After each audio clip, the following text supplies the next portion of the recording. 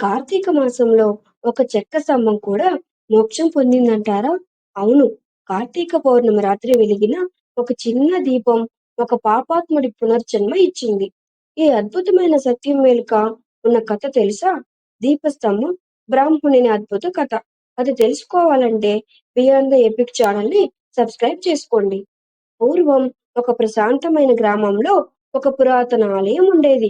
ప్రతిరోజు భక్తులు అక్కడికి వచ్చి భగవంతుని పూజించేవారు. కానీ కార్తీక మాసం రాగానే ఆ ఆలయం దీపాల కాంతితో మెరిసిపోయేది. ఆ ఆలయం పక్కన ఒక మహాత్ముడు ఉండేవాడు. ఎంతో భక్తి శ్రద్ధలతో ప్రతి సాయంత్రం ఆయన ఒక పొడవైన దీపస్తంభం మీద దీపం వెలిగించి శ్రీ మహాదేవునికి శ్రీహరిని ధ్యానం చేసేవాడు. ఆ దీపం వెలుగు గ్రామమంతా వ్యాపించి అందరి హృదయాల్లో శాంతి నింపేది.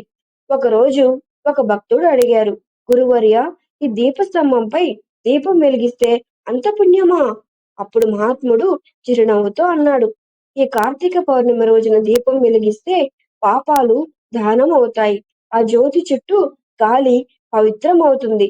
అది విన్న భక్తులు ఒక చెక్క స్తంభం తీసుకువచ్చి దానిపై నూనె పోసి వత్తి పెట్టి ఒక దీపం వెలిగించారు. ఆ రాత్రి అందరూ భగవంతుని నామస్మరణతో ఆ ఆలయాన్ని ప్రకాశింపజేశారు. రాత్రి గడిచింది. మరుసటి ఉదయం వచ్చి చూశారు. ఆ స్తంభం పగిలిపోయింది. దీపం ఆరిపోయింది. కానీ అందులో నుంచి ఒక మనిషి బయటకు వచ్చాడు.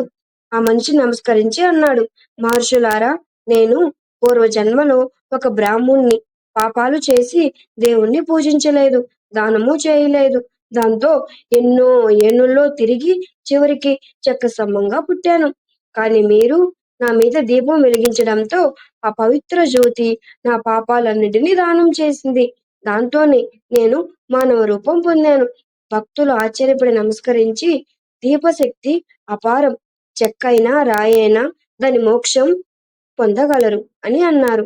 అప్పుడు ఆ బ్రాహ్మణుడు దివ్యజ్యోతిగా మారి పరమపదమును చేరాడు. కార్తీక మాసంలో దీపం వెలిగించడం కేవలం ఆచారం కాదు, అది మోక్ష మార్గం. భక్తితో వెలిగించిన ఒక దీపము మన పాపాలను దానం చేస్తుంది. కాబట్టి కార్తీక మాసంలో ప్రతి సాయంత్రం దీపం వెలిగించి భగవంతుని పేరును జపిద్దాం. ఇది మీ బియాండ్ ద ఎపిక్ ఛానల్.